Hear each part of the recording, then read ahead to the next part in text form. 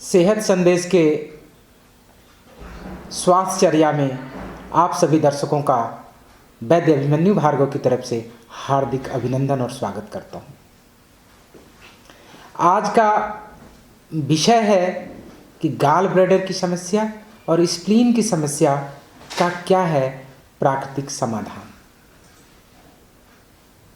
सेहत संदेश की चर्चा के माध्यम से, सेहत संदेश के विषय के माध्यम से हम आप लोगों की सेहत की चर्चा को बहुत सहज और आसान तरीके से, जो आपके घर में आसपास जड़ी बूटियों के द्वारा उसकी आसानी से कैसे सफल चिकित्सा प्राप्त कर सकते हैं, उस विषय के बारे में आप लोगों से रूबरू होने का प्रयास करते हैं।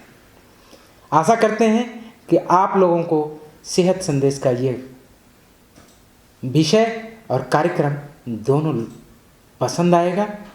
जिन दर्शकों को अपने सेहत से संबंधित कोई भी प्रश्न हो, जो 88 13 830 830 पर कॉल करके इस कार्यक्रम के दौरान भी पूछताछ कर सकते हैं, क्योंकि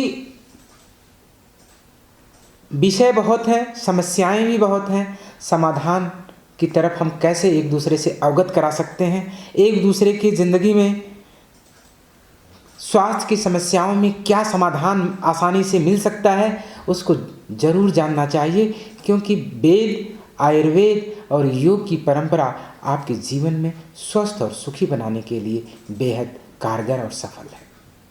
इस कड़ी में हमारे साथ प्रश्नोत्तरी कार्यक्रम होगा, जिसमें प्रश्न के माध्यम से जिसका हल हम वैद्य अभिमन्यु भार्गव आपके समक्ष रखेंगे,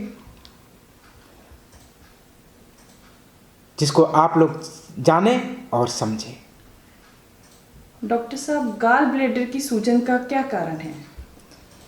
गाल ब्लैडर की सूजन ये बहुत लोगों को किसी न किसी कार्यकाल, जीवन काल में आती है, और सूजन बने रहने के कारण, गाल ब्लैडर की सूजन बने रहने के कारण रोगी को उल्टी होती है, कच्चा जी होता है, दाहिने साइड में दर्द होता है जो कंधे की तरफ जाता है, और कभी इसके साथ साथ भूख कम लगती है, सर दर्द होता है, चक्कर, घबराहट, बेचैनी की भी समस्या रहती है। इसके पीछे कारण क्या है? हमारा खान पान।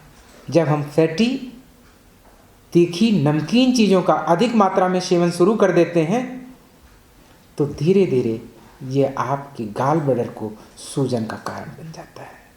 इसलिए अपने खान पान में खटाई, नमकीन, फैटी, फ्राइड फूड को कम से कम लें, शरीर के अनुकूल लें, अपने डाइजेशन के अनुकूल लेंगे तो गाल ब्लैडर की सूजन की समस्या से हमेशा हमेशा के लिए अपने आप को सुरक्षित कर पाएंगे। गाल ब्लैडर की सूजन में क्या क्या खान पान रखना चाहिए डॉक्टर साहब हमें? गाल ब्लैडर की सूजन में खान पान, खासतौर से फैटी चीज़ें, बहुत ज़्यादा तीखी चीज़ें, बहुत उष्ण चीज़ें, मतलब जो गर्मी पैदा करती हैं, ऐसे खान पान कम करना चाहिए, क्योंकि लीवर से बना हुआ बाइल, कोलेस्ट्रॉल, बाइल और कोलेस्ट्रॉल जब मिलते हैं, क्योंकि इसका माध्यम ही होता है गाल ब्लैडर के द्वारा आंतों में पहुंचना। जब ये अधिक मात्रा में आप लेने लगते हैं तो कोलेस्ट्रॉल और बाइल पिगमेंट एडहेसिव प्रॉपर्टी के कारण गाल ब्लैडर में रुकने लगते हैं, जमने लगते हैं, जिसकी वजह से सूजन बरकरार रहती है, और यही सूजन लंबे समय तक बनी रहती है। तो गाल ब्लैडर एनलार्ज हो जाता है, उसमें स्लज रुकने लगते हैं और पथरी का भी कारण बन जाता है। गाल ब्लैडर की सूजन में आयुर्वेद का क्या नजरिया है सर? आयुर्वेद विज्ञान समस्त शरीर के रोगों का मौलिक सिद्धांत के नज़रिए से इलाज करता है। मौलिक सिद्धांत क्या है? वात पित्त कफ उसको साम अवस्था में लाने का प्रयास करता है। ये साम अवस्था में आते कैसे हैं? जो आपके जड़ी बूटी के इंग्रेडिएंट पंचभूतों से बनी हुई संरचना है, जो आपके शरीर के अनुकूल हैं, उसी को औषधि के रूप में वैद्य और चिकित्सक द्वारा दी जाने वाली व्यवस्था है। लेकिन सही इंग्रेडिएंट का चयन न होने की वजह से आशातीत लाभ नहीं मिलते हैं। रोग की प्रकृति को जानना जरूरी है और सूजन को कारण को जानना जरूरी है।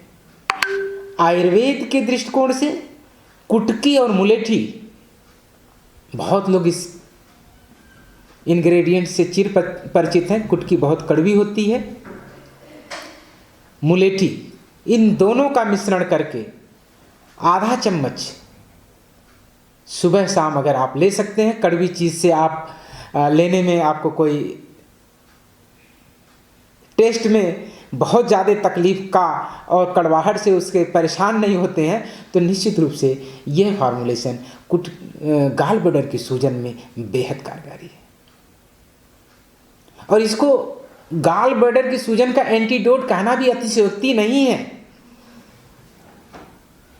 मैं अपनी चिकित्सा में बहुत सारे रोगियों को जो गाल ब्लैडर की स्लज और इस समस्या से परेशान रहते हैं, उनको इन दोनों इंग्रेडिएंट के माध्यम से बहुत सफलतापूर्वक इलाज मिल जाता है। गाल ब्लैडर की सूजन में कौन कौन सी आयुर्वेदिक जड़ी बूटियां बेहतर काम करती हैं? गाल ब्लैडर की सूजन में जड़ी बूटियों में अगर कहें तो निशोध, कुटकी, त्रिफला, मुलेठी, सच में ये दिव्य औषधियाँ हैं गाल ब्लैडर की सूजन के लिए, और ये बहुत ही कारगर है। बस सही फार्मूलेशन में, सही कम्बिनेशन में इसको लेने की ज़रूरत है। जो लोग इसको सही कम्बिनेशन में ले लेते हैं, उनको इन चीज़ों से पूरा लाभ सदैव के लिए मिल जाता है और ऐसी समस्याओं से पूरी तरह से निकल जाते हैं। नहीं तो होता क्या है, गाल ब्लैडर की सूजन होने की वजह से राइट हाइपोकॉन्ड्रियम यानी पेट के दाहिने हिस्से में भारीपन रहता है, एसिड की समस्या कनेक्ट रहती है। इसके साथ साथ ये दर्द बैक साइड में भी जाता है, पीठ के मध्य में जाता है और कभी कभी कंधे की तरफ भी जाता है। ऐसी समस्या पूर्व रूप के लक्षण के रूप में है और यही जब जटिलता को प्राप्त कर लेती है, यानी पथरी का रूप जब ले लेती है, उसमें कोई स्टोन क्या है? गाल ब्लैडर स्टोन बाइल और कोलेस्ट्रॉल का एक क्रिस्टलाइजेशन है। ये क्रिस्टलाइजेशन जब रुक जाता है, छोटे छोटे क्लस्टर जब बड़ा क्लस्टर का रूप ले लेते हैं, वो एक बिग स्टोन हो जाता है। उस केस में गाल ब्लैडर को रिमूव कराने के अलावा कोई समाधान नहीं रहता है। अगर समस्या को समय से ही ध्यान दे दिया जाए, सही उपचार कर लिया जाए, सही इंग्रेडिएंट से उसका समाधान ढूंढ लिया जाए, तो ये सोच लीजिए कि पित्त की पथरी भी बनने से आप रोक सकते हैं और पित्त को निकलवाने की, गाल ब्लैडर को निकलवाने की समस्या जिंदगी में आपके साथ जुड़ेगी नहीं। ये है आयुर्वेद की इंग्रेडिएंट की वैल्यू और इम्पोर्टेंस। डॉक्टर साहब, ये बाइल स्लज क्या है? जो बाइल स्लज है, बाइल स्लज बेसिकली जो बाइल एक्सक्रीटरी सब्सटेंस है लीवर का, वो पित्ताशय में आता है और ये जब बहुत गाढ़ा हो जाता है, गाढ़ा क्यों होता है? आपके शरीर के गर्मी के कारण, आपके गाल ब्लैडर में सूजन के कारण, आपके लीवर का सही ढंग से काम न करने के कारण। स्लज एक तरह से कचरा है। किस चीज का है? बाइल पिगमेंट का है और चर्बी का है। इनको निरंतर पतला होकर गाल ब्लैडर से के रास्ते से पेट में जाएं, ताकि आपका जो पाचन क्रिया है उसमें एसिडिक इफेक्ट को न्यूट्रलाइज कर पाचन की क्रिया को सही और सुचारू करने में बहुत ही इनका निर्णायक रोल होता है। लेकिन जब ये स्लज धीरे धीरे कठोर होता जाता है, गाढ़ा होता जाता है, तो यही पथरी का कारण है। इसलिए स्लज होने से रोकें, बाइल स्लज बनने से रोकें। बहुत सारे ऐसे आयुर्वेद के इंग्रेडिएंट्स हैं जिनका सही और सटीक प्रयोग करके, मात्रात्मक प्रयोग करके, सही डोजेस फार्मूलेशन में प्रयोग करके बाइल स्लज को बनने से रोका जा सकता है। अगर बाइल स्लज कंसंट्रेट हो रहा है उसको भी लिक्विफाई करके नेचुरल चैनल से पेट तक पहुंचाया जाता है। इसीलिए कहा जाता है कि बाइल क्रिस्टलाइजेशन यानी गाल ब्लैडर का स्टोन की जो केमिस्ट्री है, उस केमिस्ट्री के कारण को अगर आपको समझ में आ जाए, चिकित्सक को समझ में आ जाए, तो बाइल का जो गाल ब्लैडर है, गाल ब्लैडर और बाइल का स्टोन जो है उसको भी डिजनरेट करने में, डिजोल्यूशन करने में, गलाने में और उसको निकालने में बहुत ही कारगर और सफल है। डॉक्टर साहब, बाइल स्लज में कौन कौन सी जड़ी बूटियां कारगर हैं? बहुत अच्छा क्वेश्चन है। बाइल स्लज में जो जड़ी बूटियां अधिकतर काम करती हैं उसमें पिकोराइजा कुरेरा है, कुटकी है, निशोथ है, ताम्र है, ऐसे। इसके अलावा त्रिफला का प्रयोग, मुलेठी का प्रयोग बहुत ही सफल पाया गया है स्लज को निकालने में और पित्त का विरेचन करने में। क्योंकि पित्त विरेचन करने वाली जितनी भी औषधियां हैं वो स्लज को रुकने नहीं देंगी, स्लज को गाढ़ा होने से तुरंत रोक देती हैं, लीवर की क्रियाशीलता को और सुचारू कर देती है, जिसकी वजह से लीवर टॉक्सिक नहीं होता है, लीवर की टॉक्सिसिटी कम होने लगती है, पाचन क्रिया सुचारू रूप से होने लगती है, मेटाबॉलिक सिस्टम आपका ठीक होने लगता है। क्योंकि 4 प्रकार के मुख्य कारण लीवर के जो अपने हैं: शरीर का डिटॉक्सिफिकेशन, खून का सही बनना, पाचन क्रियाओं को सुचारू करने में पूरी मददगार होना, और जो डिस्ट्रक्टेड आरबीसी हैं उनको उसके इंग्रेडिएंट्स को दोबारा लेकर रीप्रोसेस करके खून बनाने में पूरी तरह से मदद करता है। बाइल स्लाइस अगर ठीक नहीं होता तो ये किन किन रोगों के होने की संभावना बढ़ जाती है? देखिए, अभी हमने चर्चा में बताने का प्रयास पूरी तरह से किया कि बाइल स्लज अगर कंसंट्रेट हो गया, सही उपचार इसका नहीं मिला, तो यही बाइल स्लज बाइल स्टोन का कारण बनता है। और यही बाइल स्टोन जब गुच्छे का रूप ले लेता है तो गाल ब्लैडर की हेल्थ के लिए खतरनाक साबित होता है। और ये गाल ब्लैडर का स्टोन लंबे समय तक पड़ा, एक ही जगह पड़ा रहता है। कुछ लोग जो है निकलवाते नहीं है, ना ही औषधि लेते हैं, तो कभी कभी उनको गाल ब्लैडर का सूजन ब्रस्ट कर जाता है, कार्सिनोमा का रूप ले लेता है, और बाइलरी जो डक्ट है जिसके रास्ते से बाइल जूस पेट तक आता था, उसमें जो ऑब्स्ट्रक्शन हो जाता है, जिसकी वजह से गंभीर पीलिया हो जाती है, जिसको ऑब्स्ट्रक्टिव जॉन्डिस बोलते हैं, कोली बाइलरी सिस्टिक डिजीज बोलते हैं, सीबीडी डिजीज बोलते हैं। इस ऑब्स्ट्रक्शन से जब रोगी प्रभावित होने लगता है तो उसका लीवर का स्वास्थ्य, पेट का स्वास्थ्य के साथ साथ उसको उल्टी, घबराहट, बेचैनी, हाइपर एसिडिटी, ये समस्या उसके जीवन में घटित होने लगती है। इस चीज़ से बचने के लिए सही चिकित्सा, आयुर्वेद चिकित्सा, आयुर्वेद के सिद्धांतों के अनुसार चिकित्सा लेना काफ़ी लाभकर है, काफ़ी उपयोगी है। हेप्टोबिस्लेरी डिजीज सीवीडी गाल ब्लैडर से संबंधित बीमारी है। इसमें ERCP आदि टेस्ट कराए जाते हैं। रोगी को दर्द भी होता है, कुछ को जॉन्डिस भी होता है। इस रोग से बचने के लिए आयुर्वेदा और जड़ी बूटी चिकित्सा तथा इसकी रोकथाम के लिए हम मतलब रोगी को देखिए, CBD जो डिजीज है, क्या होता है, गाल ब्लैडर का एक स्टोन या जब यही सूजन जो गाल ब्लैडर डक्ट है, जो गाल ब्लैडर से निकलकर स्टमक के पार्ट से जो जुड़ती है, वो बहुत सक्रिय होती है। क्योंकि गाल ब्लैडर की सूजन यानी गाल ब्लैडर की दीवार के अंदर इन्फ्लामेशन, और वही इन्फ्लामेशन क्योंकि केमिस्ट्री एंड एनाटॉमिकल स्ट्रक्चर उस गाल ब्लैडर और उस डक्ट का ऑलमोस्ट सिमिलर है। एक ही चीज का प्रवाह होता है, प्रभाव भी वैसे होता है, उसमें विकृतियां भी एक जैसे होती हैं।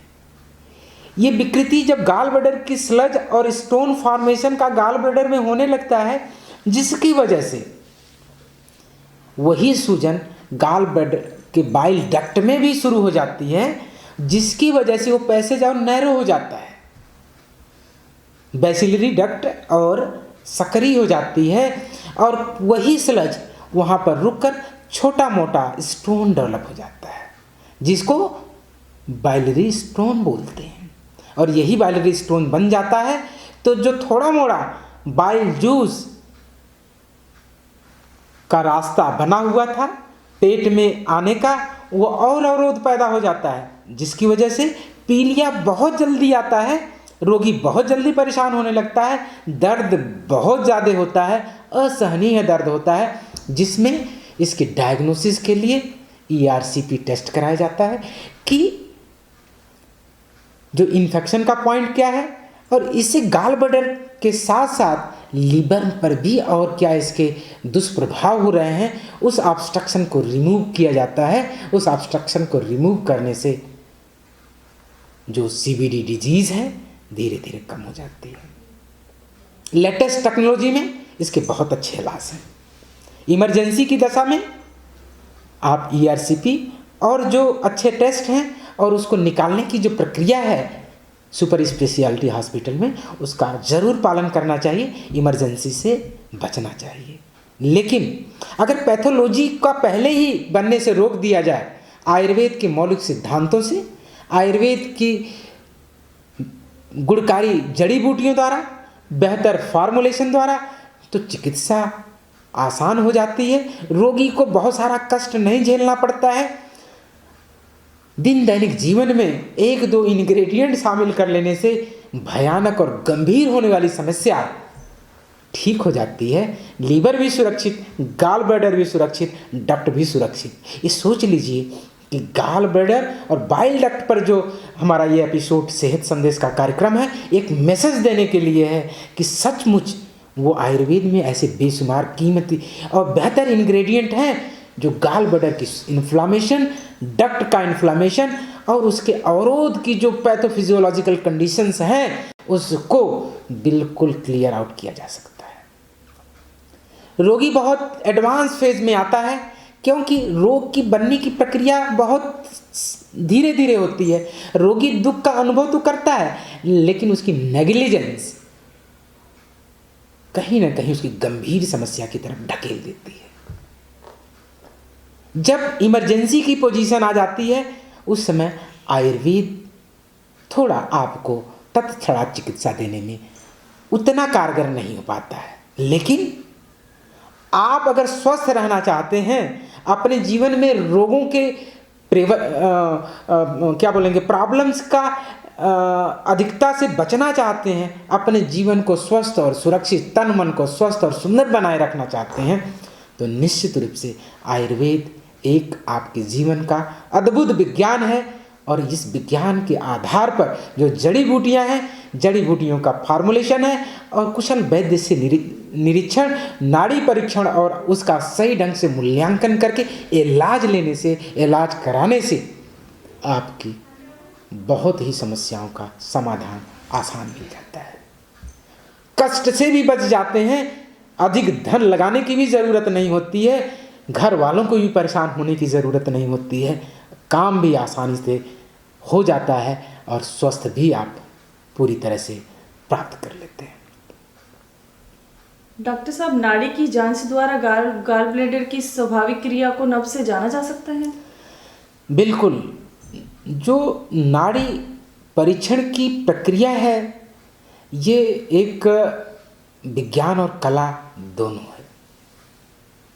जो वैद्य नब्ज जांच के कुशल चिकित्सक हैं, कुशल कलाकार हैं, कुशल अनुभव है, वो लोग नब्ज की हरारत को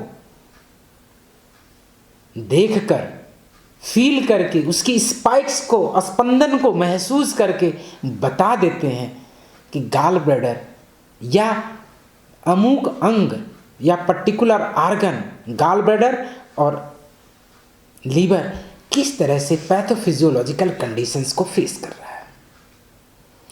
जब वैद्य गाल ब्लैडर और लीवर के पैथोफिजियोलॉजिकल कंडीशंस को समझ लेता है मात्र स्पंदन और स्पाइक्स के हिसाब से, तो समझ लीजिए कि शरीर जो आने वाले समय में लक्षणों को व्यक्त करने वाला है या व्यक्त कर रहा है, उसका अनुभव बिना किसी चीड़-फाड़ के, बिना किसी आपका 2 बूंद खून लिए, केवल स्पर्श मात्र और स्पंदन मात्र की अनुभूति से ही उसकी क्रिया की प्रभाव को, चाहे वो वात के प्रभाव से, चाहे वो पित्त के प्रभाव से या कफ के प्रभाव से प्रभावित होके वो अंग प्रत्यंग जब काम कर रहा है, उसका मूल्यांकन करके वैद्य फार्मूलेशन को फर्दर फार्मूलेट करके जो आपके रोग के हल देता है, वो सही मायने में विशेष होता है। ये आयुर्वेद की नब्ज की कला और इलाज देने का सामंजस्य है, एक बिल्कुल स्वस्थ और जीवित और व्यक्तिगत लाभ देने की बेहतर परंपरा है। क्योंकि आज के जीवन में जो नाड़ी जांच परीक्षण है, ये लोगों के लिए अद्भुत प्राय लगता है कि बिना किसी पैथोलॉजिकल इन्वेस्टिगेशन किए, किसी मशीनरी और केमिकल प्रोसेस से बिना गुजरे उस चीज को पकड़ लेता है जो उसके शरीर में घटित होता है। तो इसको लोग अद्भुत विज्ञान की तरह देखते हैं। हमारा संस्थान इस चिकित्सा विशेष को विश्व के परिदृश्य पर पूरी वैज्ञानिकता और डिजिटल टेक्नोलॉजी के साथ लाने का प्रयास कर रहा है। और आज के जो आयुर्वेद से जुड़े हुए देवी और सज्जन, वैद्य, प्रशिक्षित, अप्रशिक्षित, इस क्रियाकलाप में जुड़े हुए सभी लोगों को मैं ये संदेश देना चाहता हूँ इस सेहत संदेश के मंच से कि आप लोग भी इस कला को अपने जीवन में धारण करें, जानें इस विज्ञान को। वेदों से जुड़ा हुआ विज्ञान इतना कलात्मक और इतना व्यवहारिक है कि आप अगर इस विज्ञान को समझ पाते हैं, जान पाते हैं, तो ये समझ लीजिए कि आप कठिन से कठिन, जटिल से जटिल रोगों का समाधान आसान करके दे सकते हैं। और इतना आसान कि रोगी भी अपने उसके रूटीन की जितने भी उसकी दिनचर्या से जुड़े हुए काम हैं वो भी करता रहेगा और आपका इलाज कर कर पूरी तरह से स्वस्थ हो जाएगा। स्वस्थ समाज के निर्माण में ऐसे लोगों की बहुत निर्णायक भूमिका है। इसलिए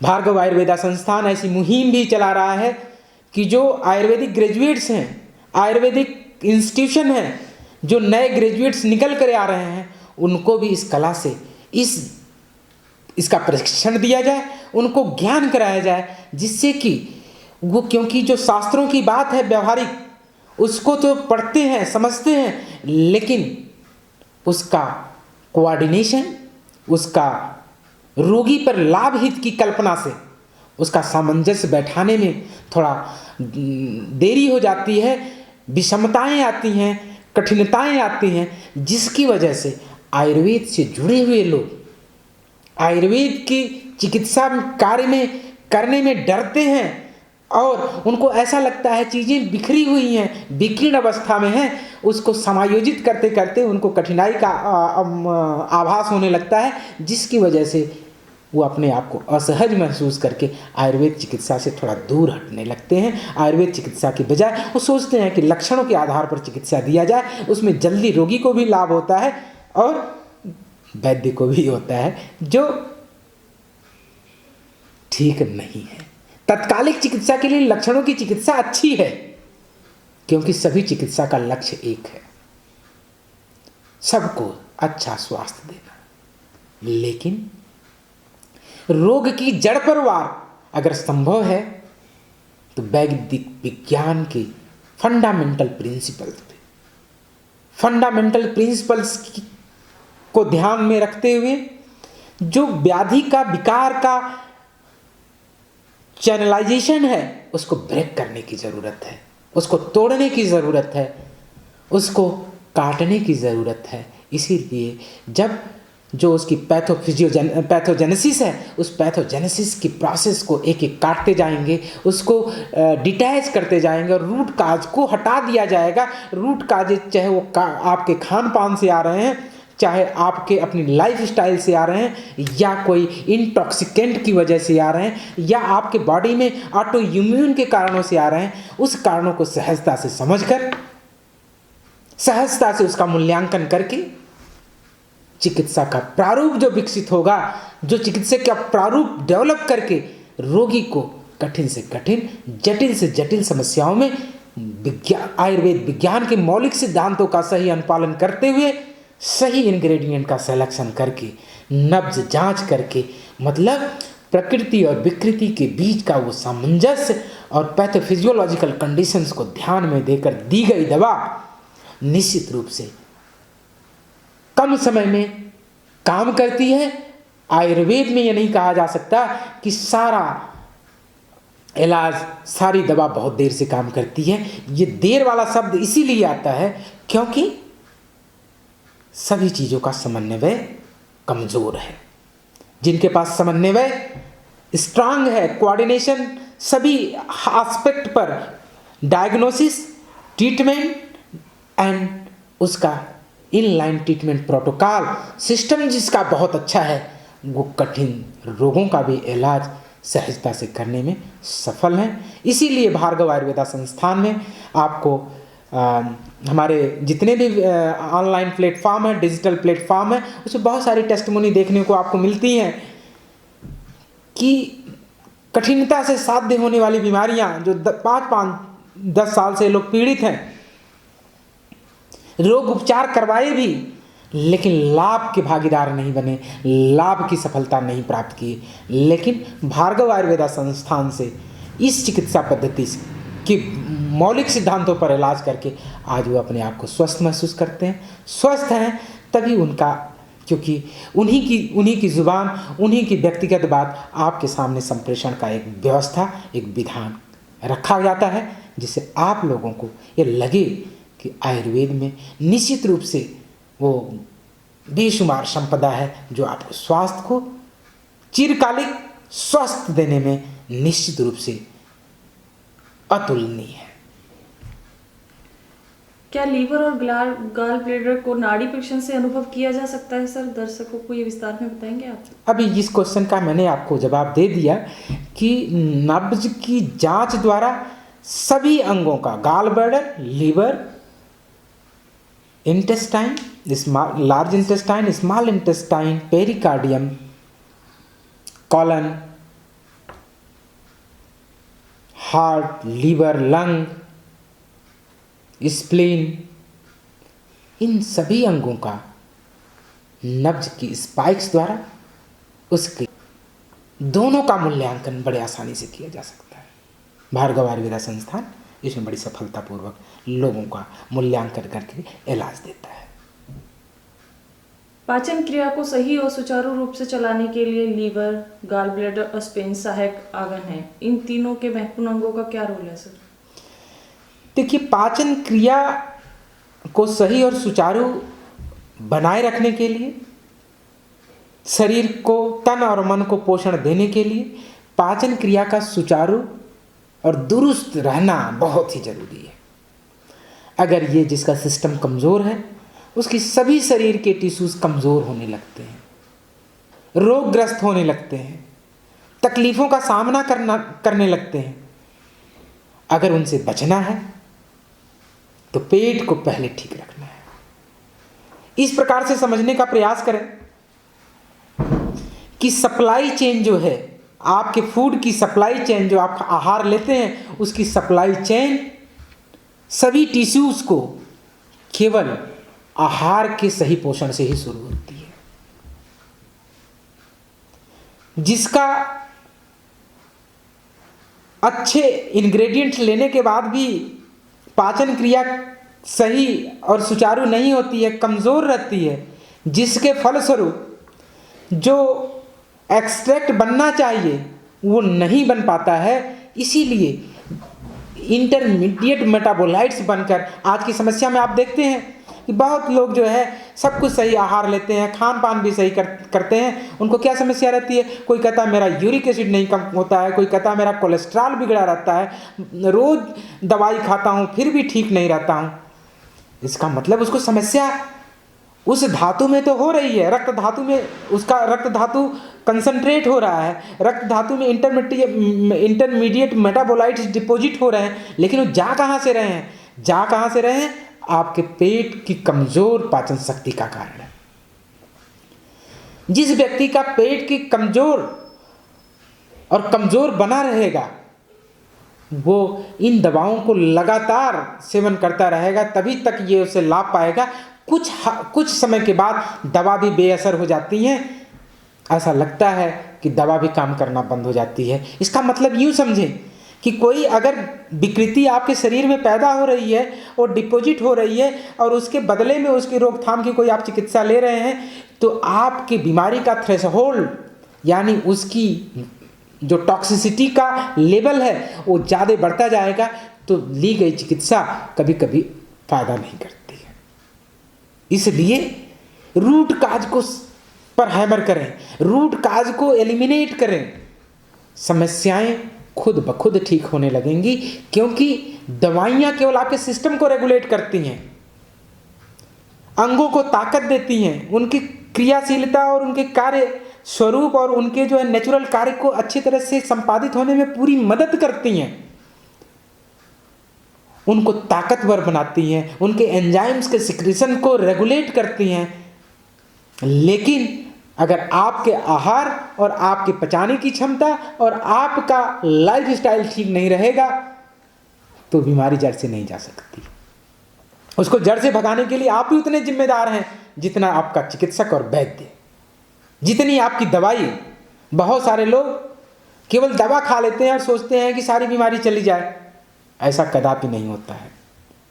दवा कभी प्लेसिबो का काम करती है, कभी रूट काज को एलिमिनेट करने का काम करती है, लेकिन किसी चीज़ को आप कितना दबाएंगे यदि उसकी शरीर में बनने की प्रक्रिया जारी रहेगी। इसलिए दोस्तों, दर्शकों, आपसे अपील है कि जिन कारणों से रोग पैदा हो रहा है उसको बनने से रोकिए, दवाई की ज़रूरत कम पड़ेगी।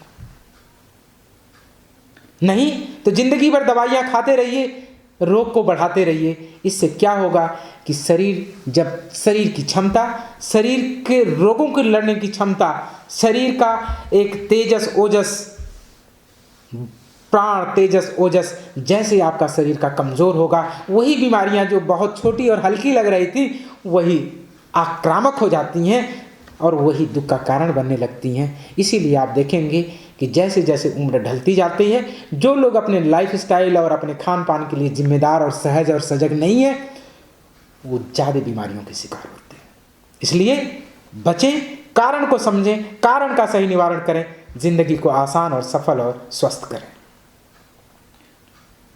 स्प्लीन और इसमें स्प्लीन जैसा कि गाल ब्लैडर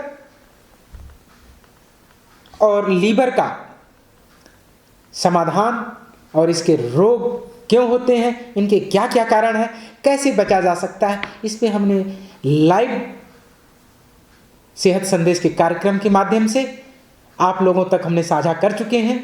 आज विषय है कि स्प्लीन जो समस्या है, स्प्लीन के रोगों की समस्या है, उसमें हम लोग जो है थोड़ी सी चर्चा करेंगे, क्योंकि ये भी आपके पेट और रक्तवाह सिस्टम से जुड़ी हुई समस्या है जो आपके इम्यूनिटी को भी रेगुलेट करती है, शरीर में खून बनाने में मदद करती है। लेकिन चिकित्सा में इस स्प्लीन को लगभग इग्नोर सा किया जाता है, लेकिन वैद्य की चिकित्सा बिल्कुल इग्नोर नहीं करती है, इसको साझा कर रहे हैं। जानिए कि स्प्लीन के रोग क्या होते हैं और कैसे होते हैं ठीक। तिल्ली की सूजन बढ़ना क्यों होता है? बहुत अच्छा क्वेश्चन है कि तिल्ली, जो स्प्लीन को तिल्ली भी कहते हैं, इसमें सूजन क्यों होती है, इसको जानना बहुत जरूरी है। जब कभी आप मलेरिया की दवा बिना मलेरिया के निदान के, कुछ लोग बहुत अपने कोई उनके शरीर में लक्षण आता है तो उसके प्रति बड़े सजग और सहज हो जाते हैं। कोई भी बुखार होता है, ठीक नहीं होता है तो मलेरिया की दवाई खाते हैं, या कोई भी ऐसी चीजें हैं जो कुछ बॉडी में टॉक्सिक बिहेव करती हैं। और मलेरिया का जो बैक्टीरिया है वो भी आंत और स्प्लीन में भी अपना घर बनाता है, उसका अवशेष वहां पर पड़ा रहता है, क्योंकि ये खून से संबंधित बीमारी है, वेक्टर मतलब जो है संक्रमण की बीमारी है।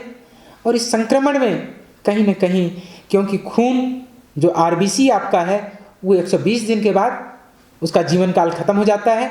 जब उस खून का जीवन काल खत्म, खून की कोशिकाओं का जीवन काल जैसे ही खत्म होता है, वो शरीर के स्प्लीन में ही उसकी जगह दी जाती है। यदि किसी व्यक्ति के शरीर में आरबीसी का डिस्ट्रक्शन बहुत ज़्यादा होने लगता है, यानी 120 दिन से पहले ही उसका जो है मियाद खत्म कर दी जाती है शरीर के मेटाबॉलिक टॉक्सिन के कारण, या कोई ऐसे दवा के कारण, या कोई खान पान के कारण, या कोई ना कोई खान पान से आई हुई टॉक्सिसिटी के कारण, उसकी वजह से आरबीसी डिस्ट्रक्शन फास्ट हो जाता है। जिसकी वजह से, क्योंकि आरबीसी का दफनगार अगर शरीर में कोई है अंग तो स्प्लीन है, वहीं पर जो डिस्ट्रॉयड या डिस्ट्रक्टेड आरबीसी वहीं पर जाकर अपना शरण लेता है, फिर रीप्रोसेस में आकर उसका अलग अलग पार्ट, अलग अलग फिर हीमोग्लोबिन की मैकेनिज्म में, खून बनाने की प्रक्रियाओं में मदद करता है। लेकिन सूजन क्यों आती है? यानी आरबीसी का डिस्ट्रक्शन बहुत तेजी से होता रहेगा और खून की प्रक्रिया बनने की कम रहेगी, तो निश्चित रूप से उस अंग पर प्रभाव और दबाव पड़ेगा, जिसकी वजह से गाल ब्लैडर में सूजन आ जाती है, वो स्प्लीन में सूजन आ जाती है। और स्प्लीन की सूजन कभी कभी लीवर की सूजन से भी साथ कनेक्टेड हो जाती है। इसीलिए आप देखेंगे रिपोर्ट में अक्सर मिलती है हिपैटोस्प्लीनोमेगाली, लीवर भी बढ़ा, स्प्लीन भी बढ़ा। ये क्यों दोनों बढ़े? इसका मतलब कोई ना कोई टॉक्सिक सब्सटेंस है, चाहे वो ऑटो इम्यून का कारण है, चाहे एक्सटर्नल है, चाहे आपका खान पान है, ये इस चीज़ को इरिटेट कर रहा है, उसके प्रोसेस मैकेनिज्म को कहीं ना कहीं ट्रिगर कर रहा है, टारगेट कर रहा है, उसको रिलैक्स करना है, हिपैटोसाइट्स को रिलैक्सेशन में लाना है, स्प्लीन को उसकी क्रियाशीलता को एक्सेलरेट करना है। आयुर्वेद के मौलिक सिद्धांत और नब्ज की जांच का जो सिद्धांत है उसमें स्प्लीन का रोल इम्यून सिस्टम से बहुत ज़्यादा कनेक्टेड है। देखिए, समझने का प्रयास कीजिए। जिसके शरीर में खून ज़्यादा डिस्ट्रॉय होगा, आरबीसी ज़्यादा डिस्ट्रॉय होगा, उसका स्प्लीन बढ़ेगा। स्प्लीन जब बढ़ेगा तो अपनी क्रिया और कार्यकलाप को करने में कठिनता महसूस करेगा, असहजता महसूस करेगा। वही असहजता स्प्लीन को बढ़ा देती है, और स्प्लीन जैसे ही आपका एबनॉर्मल बिहेव करना शुरू करता है, आपकी बॉडी की इम्यूनिटी गिरने लगती है। और ये सही नहीं काम करता है, स्प्लीन सही नहीं काम करता है। इसका भी कनेक्शन आपके दूसरे जो हिपैटिक सिस्टम है, हिमैटिक सिस्टम है, हिपैटो सिस्टम है, इन पे कहीं ना कहीं एक कोइंसिडेंटल प्रेशर क्रिएट करता है। और ये कोइंसिडेंटल प्रेशर जो है डाइजेशन को और ब्लड प्यूरिफिकेशन सिस्टम दोनों को प्रभावित करता है। और यही प्रभाव स्प्लीन के, लीवर के, गॉल ब्लैडर के और डाइजेशन के रोग का कारण बनते हैं।